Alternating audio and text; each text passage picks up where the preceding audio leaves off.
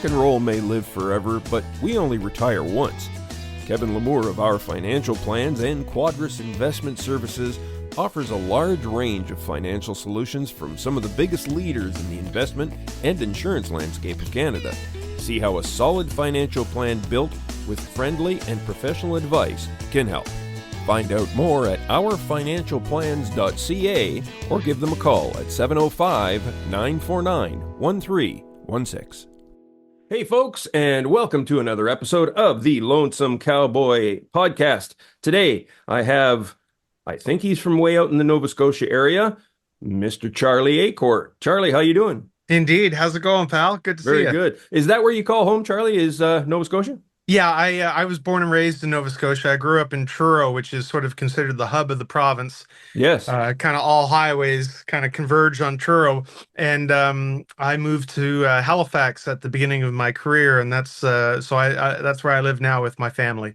Cool. Excellent. Everybody talks about traveling the world and stuff like that. I want to see my country. I want to see the East Coast. I've never been to Nova Scotia, and it looks like a fantastic place. Oh, there's some beautiful, like I find that the East Coast, it's got charm, that's for sure. Because my favorite time of year is the fall, and so traveling around the Maritimes in the fall is just really, really stunning for me. Seeing all the foliage and the colors and that. I don't know. There's just something. There's something. Every season sort of brings out some of the charm of the East Coast. Sure. I mean, it's rugged. There's no doubt about it. You know, you're living right on the water in some cases, and along the coast, and that can be a little brutal during the winter sometimes. But I guess that's part of the reward when you come around to seasons like spring and summer. But there's lots of great skiing and going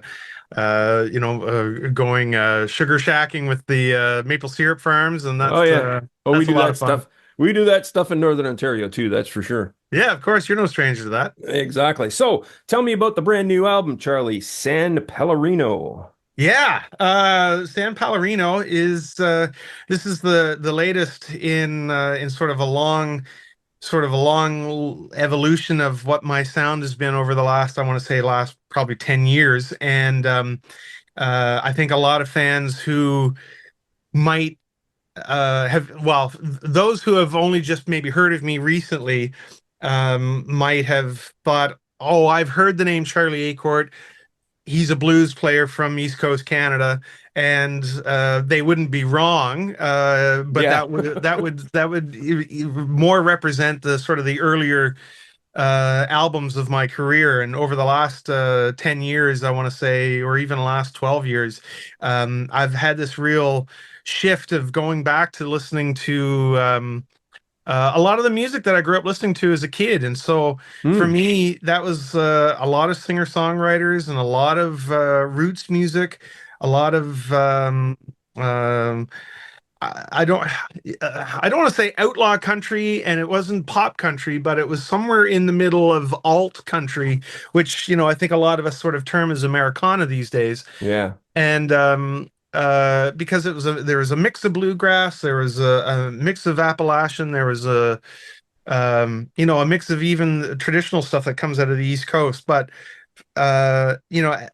this new record, San Pellegrino, for me, I sort of represent or describe as being a bit of a deep dive into those sounds and those songs and stories that I grew up listening to, that ended up influencing the path that I began walking on at the start of my career.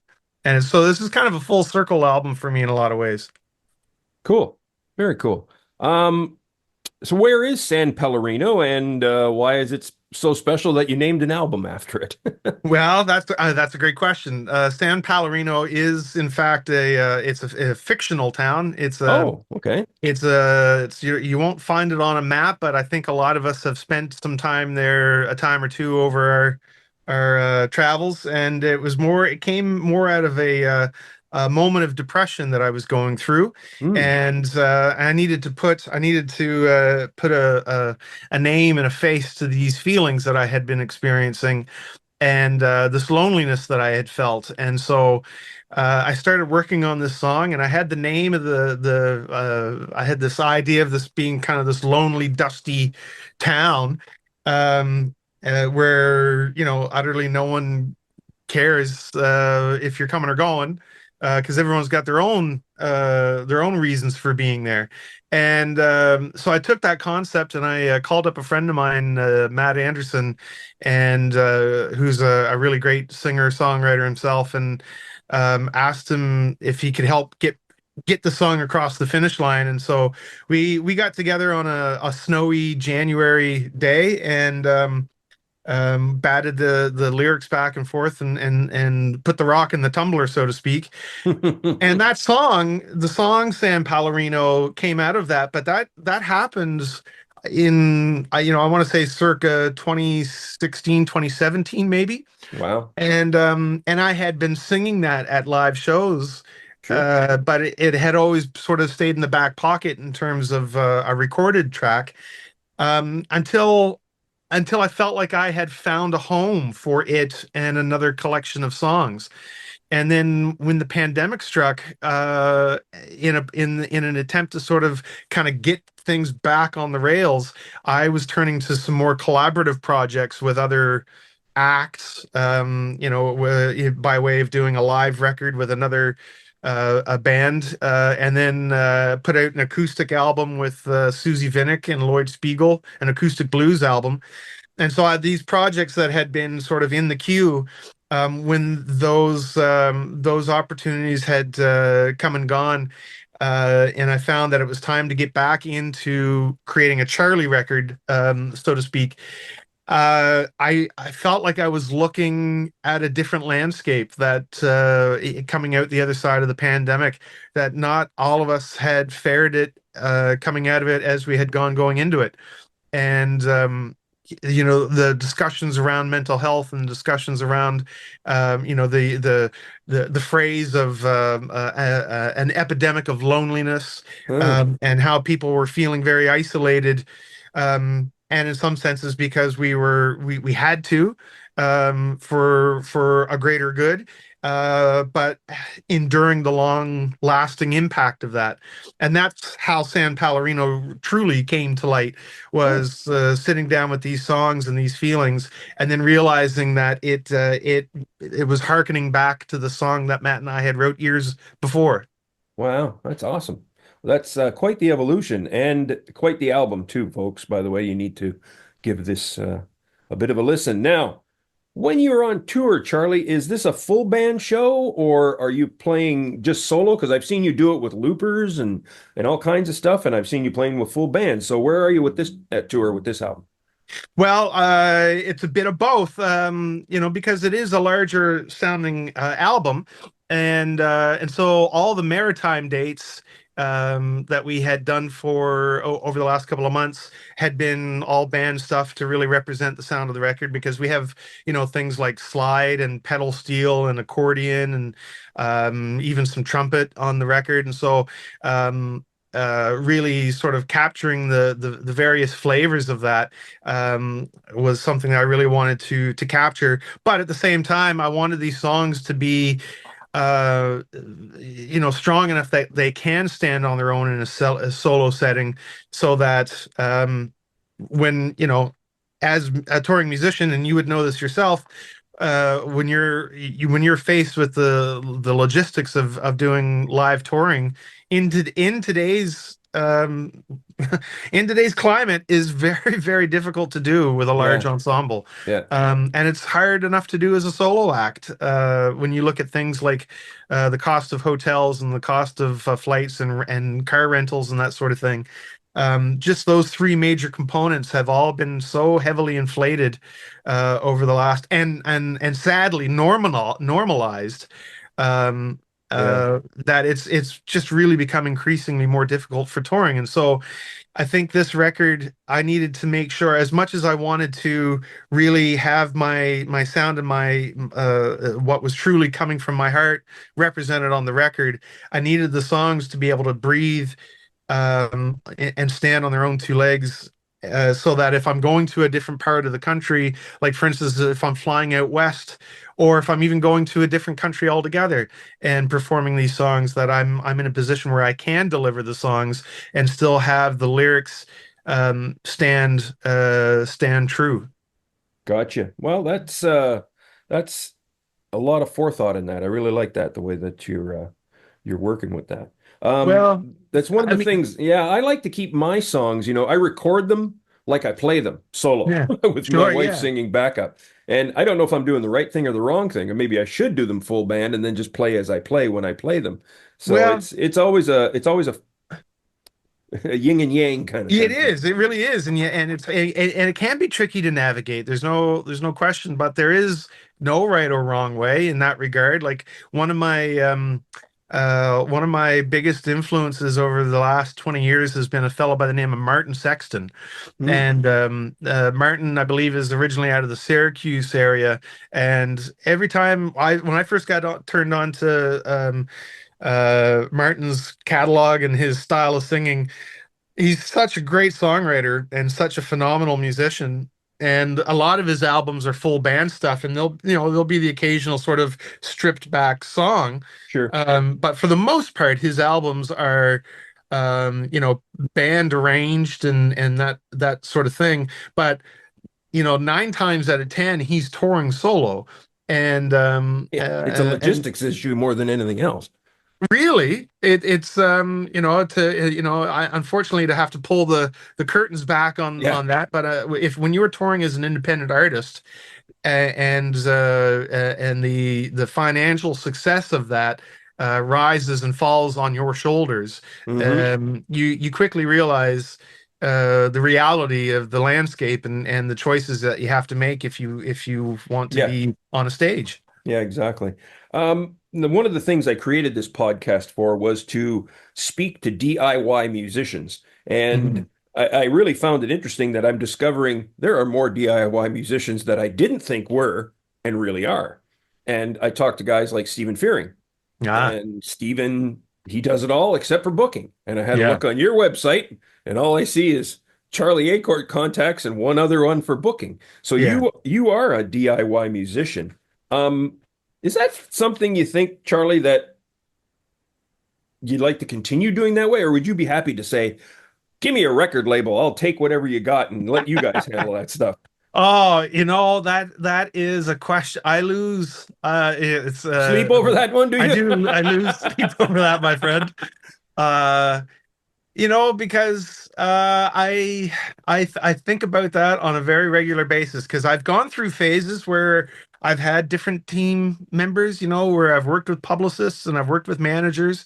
I've never worked with major label before. It's always been even having team members. It's always been an indie journey. Hmm.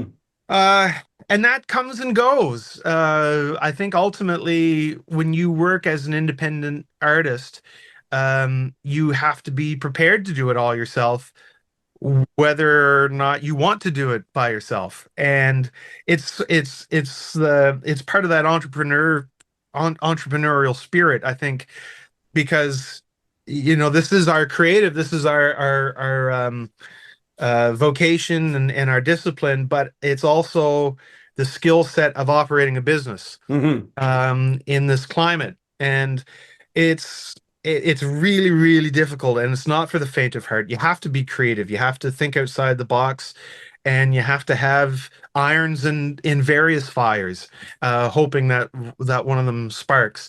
Yeah. And so I I would, I do what I do because I have to if I want to continue as an artist. I recognize that I have strengths in certain areas. I would much rather work with someone who's as passionate as that with someone who's as passionate about booking and artist management as I am about being the artist and not a content creator. I want to be what I've been put on this earth to be, and that's a songwriter. That's to be an emotional lightning rod for audiences, Hmm. and I want to work with people who are as motivated by their vocation on the infrastructure side of the music industry as I am as a performer and as a artist creating this music that is supposed to be in front of audiences. Mm-hmm. Yeah, very much so. Um, So I guess what I'm trying to say is I don't want to go through my entire career alone or lonely. Gotcha. I would much rather, I don't want to be an island, but I'm prepared to be an island if I have to be. Well said. That's outstanding. So give me an idea, Charlie. I mean, I think I looked at the date of your first album. That was that blues album that I enjoyed, 2002. Yeah. So give me an idea of the differences of when you started and, touring on the road way back when and what it looks like now in comparison. On the touring? Yeah, well, touring, venues, Yeah. money, you Well, know. I mean, there's lots of different, I mean, that can be a six-part interview in and of Yeah, no itself. kidding. Yeah, I guess Um, that's a kind of a tough one to put on a time limit, but well, I'll pick a couple of points. I mean, I think when you're an artist of any genre, um, I think when you're an artist that is looking to connect with audiences, it can be hard to find your audience sometimes. And so there's two trains of thought on that. You mhm. can, um, well, listen, I don't know if either of them actually is that flattering, but you can either I've been in conversations where it's been thought that if you stay true to yourself as an artist, whatever that means, Uh-huh. but let's say from a genre perspective, that you debut yourself in one genre and then you maintain yourself in that genre your whole entire career. Eventually, your audience cycles around, right? Through, and I mean in a global sense. I don't necessarily mean even in a local community. I mean in a very broad sense. Hmm. Tastes and flavors and trends get bucked and come into favor and fall out of favor. And then there's been philosophies where if you roam and you try different genres and you try different sounds and you not necessarily reinvent the wheel, but you're a melting pot of different sounds and styles that is a way of moving with audiences through these Okay. phases. Sure. And that doesn't mean that you're moving with audiences in sync. So that sometimes that can mean you're chasing audiences. Um, and and I think every act is susceptible to that. Every artist who's trying to find a voice and believes they have found a voice and they're waiting for people to hear them, or they're so convinced and so sure in their convictions that eventually audiences will come around, and sometimes that happens. Other times it doesn't. And if there's one thing that this industry has taught me is that nothing is guaranteed, uh, nothing is owed to you, Yeah. and it's really you have to be doing this for yourself, because in those dark, lean days, the satisfaction that you derive from writing a really great lyric that you're proud of is sometimes the only thing you have to hold on to. Wow. And Yeah, and well that can said. be well, it can be hard sometimes to get through those Hmm. times. And you have to believe that you are doing this for a reason. You have to believe that you're worth doing this for a reason, Hmm. and that you will eventually have the ears listening to what it is that you're trying to say. Yeah, well said. Very well said. What's the biggest problem that you're facing and continue as you continue on with your career right now? What's the biggest hurdle that you're trying to get past? Time. Time, eh? Yeah, I don't have enough time. I I wish I had so much of it back, to be honest. because there's so much that you miss out on in the name of being whatever it is I am. And Thank you. and I and I don't know what I am. I don't know what I am to this industry. I don't know. And there's nothing that's not, I'm not being self-deprecating when I say that. I No. want to make sure your audience understands that I'm not going, oh, woe is me. I think being in this industry is a constant question of identity, and um time is the enemy in that regard, because you can spend so much time focusing on that, and I've probably spent more time on that subject than I care to admit. But I Mm. think for me, as I get older and as I continue to only move in one direction in this life, Yep. at some point, there will be more road behind me than what is left in front of me.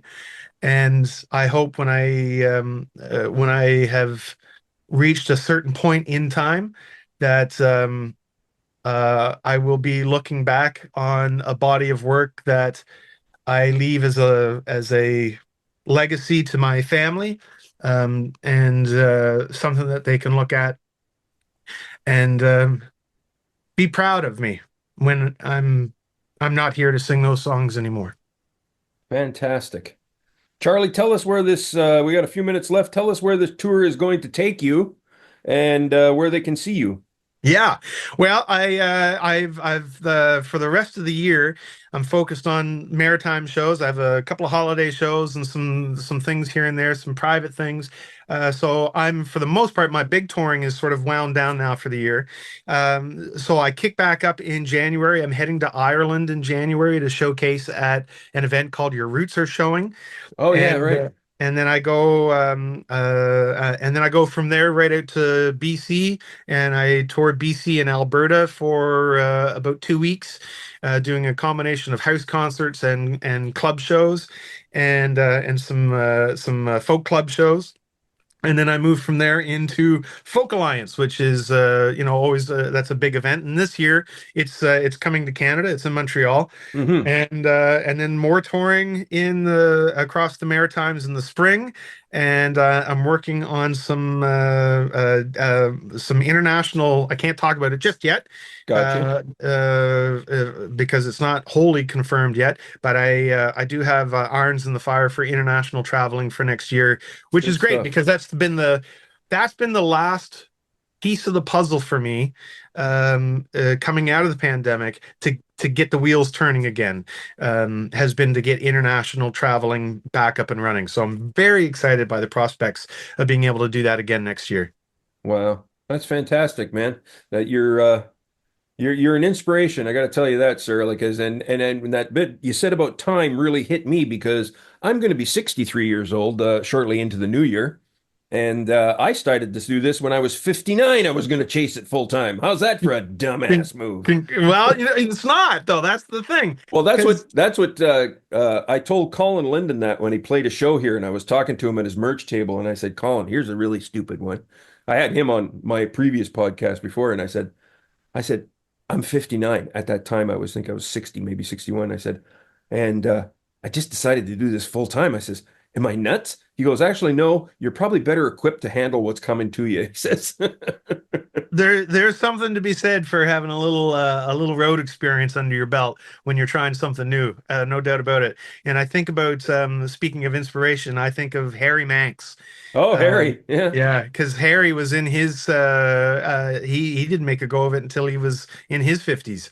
yes, And and he's actually just finished another tour. He was down here doing probably 10 or 12 shows yep. around the Maritimes, and still as popular as ever. And so just because we're not jumping out of the gates alongside new artists doesn't mean Yeah, that we we're don't not have that. Yeah, something important to say. yeah, we're not those brand new Colts anymore. We're an old we're the old We got a little patina on yeah, a us. little patina. We're sires. We're the old sires of even in cowboy terms. How's that? Yeah. Charlie, tell the folks where they can find all about you and your music and so on and so forth. For sure. Most of the stuff you can find at charlieacourt.com. Of course, there's all the social media channels, Facebook, Instagram, Threads, all the usual haunts, Spotify, Apple Music. I think you can ask Amazon right now to play my music, which is that's kind of a funky thing. Telling a computer to play some Charlie Acourt, that kind of blows my mind. But our robot overlords. yeah. But I'm, as far as online goes, I try to be pretty accessible for folks. Cool. Excellent. Well, there you go, gang. Charlie Acourt, his latest album is San Pellegrino, a very fine album that you should check out. Because why it's good, too, Charlie's like us. He's out there trying to do it himself. Give him a hand, and that's what we all require. Can't thank you enough, sir, for taking the time. Cheers. Thanks a lot for having me. Thank you, sir.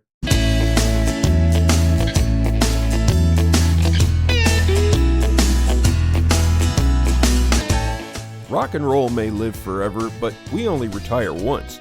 Kevin Lamour of Our Financial Plans and Quadris Investment Services offers a large range of financial solutions from some of the biggest leaders in the investment and insurance landscape of Canada.